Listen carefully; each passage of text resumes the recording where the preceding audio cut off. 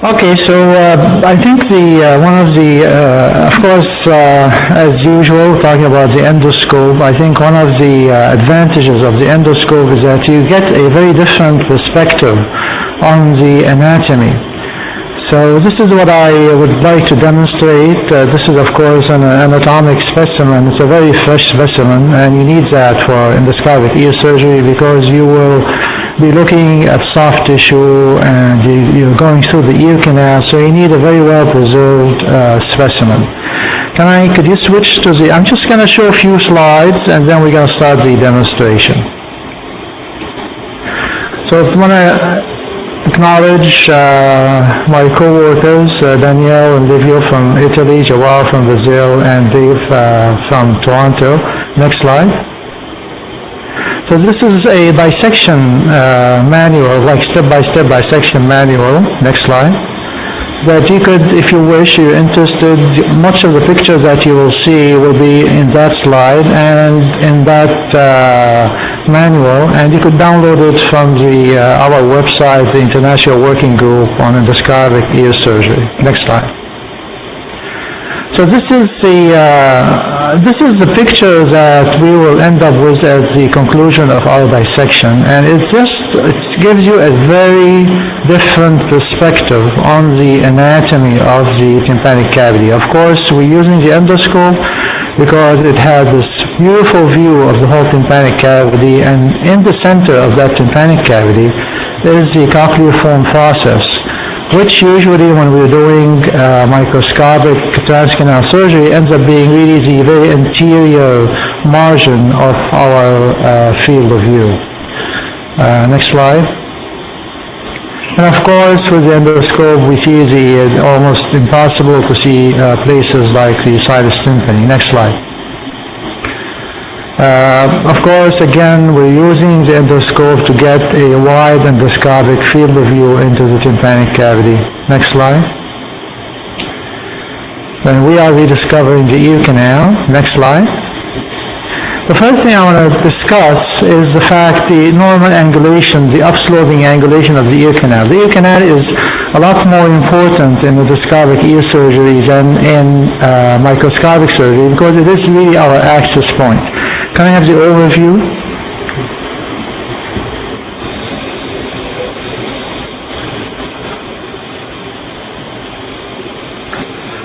So close up now.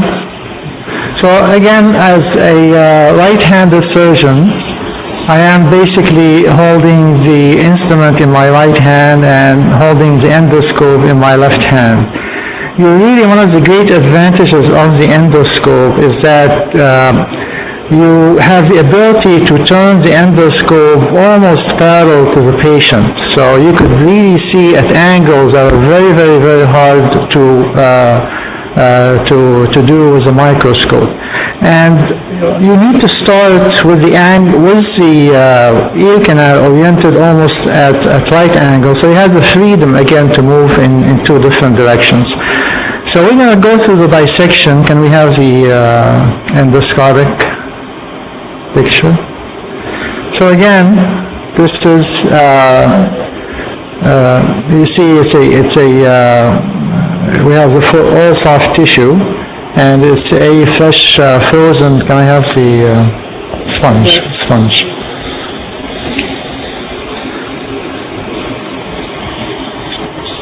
So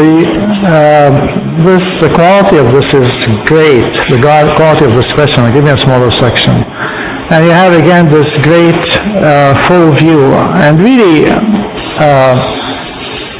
you don't really even have to take any bone. You could see the whole tympanic ring if you just push through. But of course, when you're doing surgery, you need to take care of these blind areas anteriorly. So what we're going to do first in our dissection exercise round here is that we're going to do almost like a Sheehy's lateral graft technique. So we're going to outline the vascular strip, and we're going to come across because we're going to take out the skin of the ear canal, and we're going to turn and take out the skin of the ear canal. Now, Muaaz, can I just ask you, if this was a live specimen, how long can you leave the endoscope in the ear canal or the middle ear before it causes local heating? In real surgery, as you'll see later on this afternoon, you really have to take out the endoscope many, many times because you have to clean up the tip, you have to do the suctioning. So basically, I mean, it really is not an issue. I know it's on people's mind, but it's just the kind of surgery that when you in real life surgeries, you have to, the endoscope smudges a bit, there's some bleeding, you have to suction, so you end up taking out the endoscope and wiping it off, and when you wipe it off, you cool it. The other issue is that when you're doing a endoscopic ear surgery, you need a very low setting on the light because the ear, of course, is a very small cavity, so you don't really need a huge like xenon light source that creates a lot of heat. So it's really on a practical from day to day, and this is not just my experience, the experience of many other people, it really is not an issue. And Dave Fortier, again, the guy I mentioned, he did some studies on this. He did some bench studies and measured temperature, and he really showed that this is using the endoscope in the ear is a very, very safe, because the heat drops. The moment you wipe off the endoscope, the heat drops precipitously, and you have a very normal situation or a very safe situation. So I'm trying now I'm elevating again, just like we do with Sheehy's lateral graph technique. So I'm trying to find my plane, basically, to lift up the epithelium of the eardrum and not lift up the whole. Here we go. I think we did. And leave the fibrous layer in. So that's what I'm doing now. And it's slightly more difficult in a specimen than in live patients. So lifting the fibrous layer, and again, what I want to do is that I don't want to dig in. I want to base, and this is something, this is something that you could do in live patients. So I'm going to curette the ear. So can I ask you a question? We've got a really nice view over here. Could you maybe tell us what the size of the endoscope is and at what angle we're viewing the ear canal? This is a 0-degree endoscope, and it is a 4-millimeter endoscope. If the size of the endoscope determines the wide field of view, so it could be very detrimental to use a smaller endoscope because you basically lose the wide field of view, which is really the reason that you're using the endoscope. You can see this, and this very different picture from the microscope, because it's going to look a lot nicer once I irrigate, so don't worry about this. But you can see that I could work in any direction, basically. I could work at the bottom of the canal here without really I just have to maneuver my endoscope. Of course, with the microscope, you have to change positioning to see everything. And if this really was the curette, you could be very efficient in bone removal. Can I have irrigation?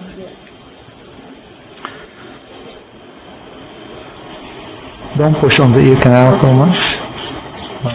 Suction. Suction. Give me the. Do you have like a pledget? Do you have a pledget? Okay. All right. Give me around 9.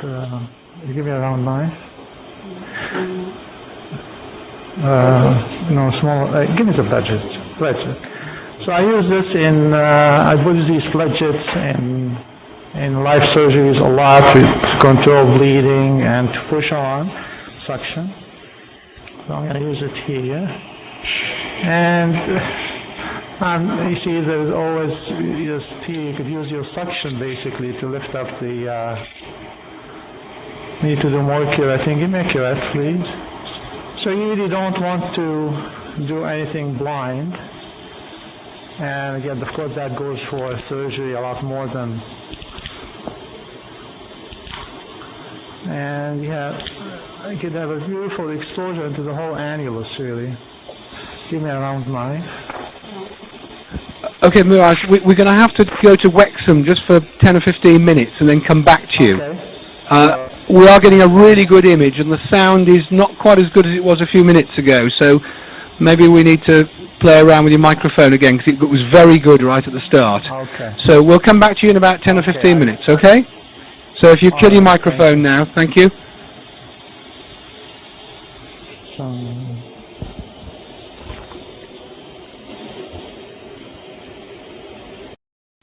So for those watching the stream, we're now going across to Chris Alden, colleague of mine in Wexham Park, in the south of England, near London. Yes, I can. How about how's the sound now? It's rather quiet, but we can hear your voice. Okay. So the first thing, of course, is Prusac space, the lower compartment of the attic, and its ventilation. All of these issues are very, very important, because I think endoscope allows you access into the tympanic cavity, which is the birthplace of cholesteatoma, and you start understanding why the disease happened like this. So could you switch to the camera, please? So this is the dissection, and let me see. So basically, this is the fibrous layer of the tympanic membrane. I had basically I elevated the annulus off the bony annulus. And of course, again, the first thing that you will see is the Prusac space. When you elevate the fibrous layer, you're basically elevating the lateral wall of Prusac space. And the ventilation of Prusac space, this is of course the chorda, this is the posterior malleal ligament. It runs between the posterior spine and the malleus. And in here you'll see the anterior pouch of von Trauch, and of course the posterior pouch of von Trauch is the ventilation point through into the oscillation tube. So we're going to elevate the fibrous layer and start looking at the most useful use of the endoscope, which is really the retrotympanum. Can I have a small suction, please? And give me a 30-degree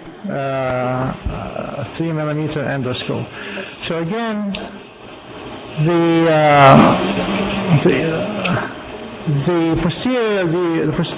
retrotympanum is the area that we have real trouble getting at with the microscope. And with the endoscope, you have a beautiful view of that area. I'm going to use a 30-millimeter endoscope, and I'm going to look at that area. Let me just clean it up.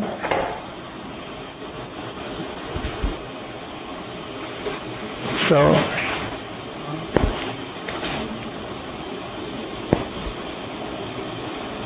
we've got a fantastic view there, very good view. Yeah. So again, of course you see the oval window, or what's called the posterior sinus. Then you see give me a Rosen so I could point to things. Let me see. See if I could use, okay. So, of course, the posterior sinus, or the area of the oval window, you see the ventriculus, you see the sinus tympani, and then you see some spiculum, and then you see the round window niche here. So you could really get to the bottom of the sinus tympani, and this is without removal of any bony annulus. So let me just do one thing. So you could see how far you can go, and again, this is without removal of bony annulus. And you could see the subpyramidal space, which is a lot of times harbors cholesteatoma and disease. And now, of course, if I'm just looking like this, I won't be able to do any work. But if I take out some of the annulus, some of the bony annulus, I will be able to do work. So, and that's what I'm going to do next.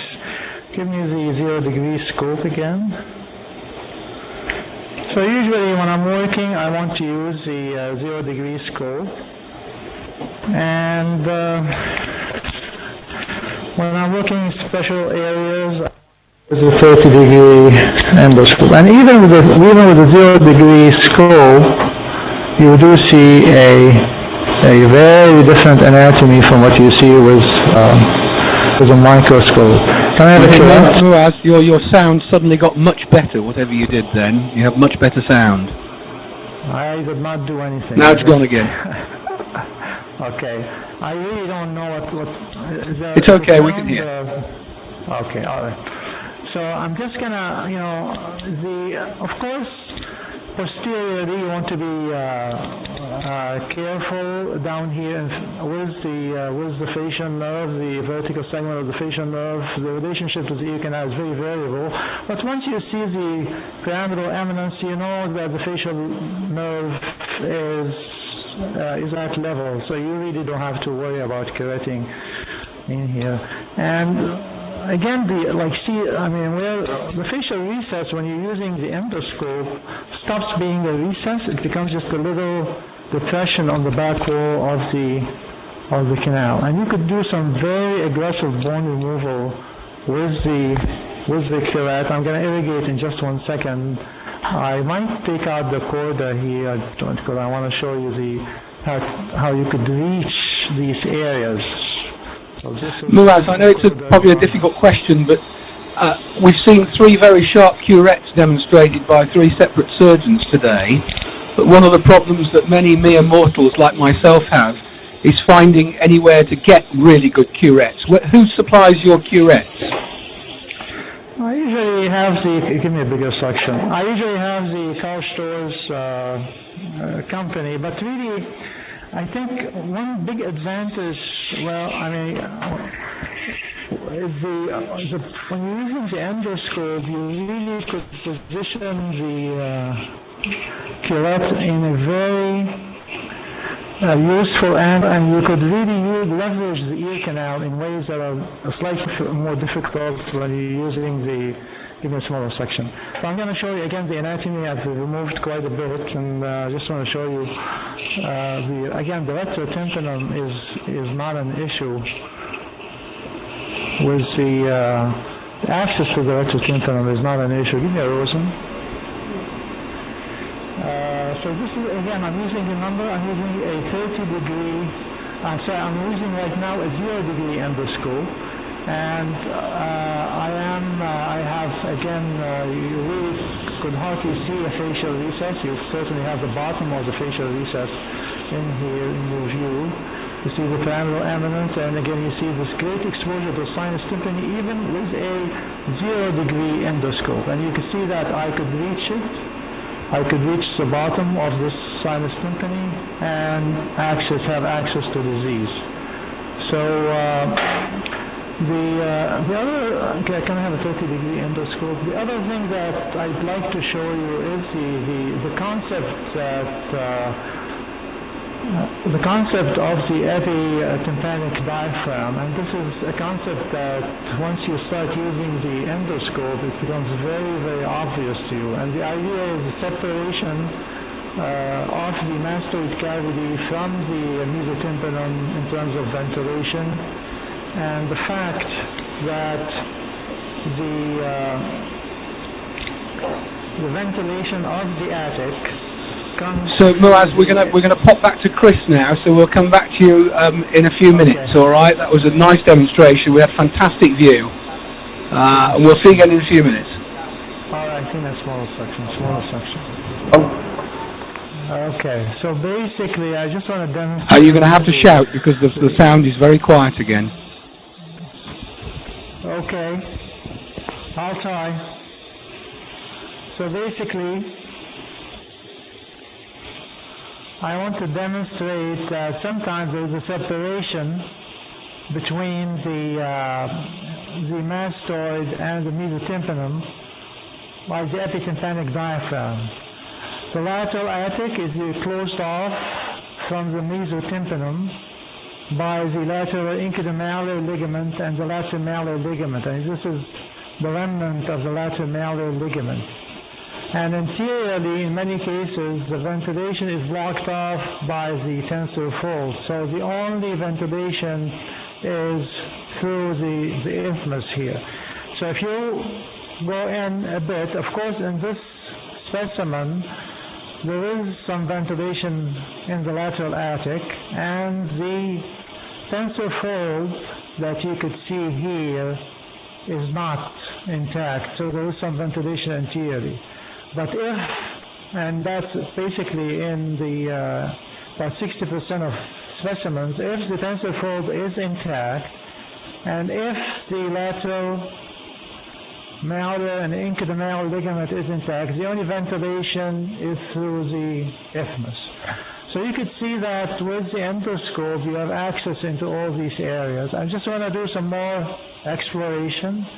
You see here the lateral circular canal, you see the facial nerve, and if you want to peek anteriorly, you see the suprapubic recess, and if you go anteriorly further, you will see this is the carotid artery. You see the tensor tympani bony encasement, and if you go anteriorly, you will see the eustachian tube almost all the way down into the nasopharynx.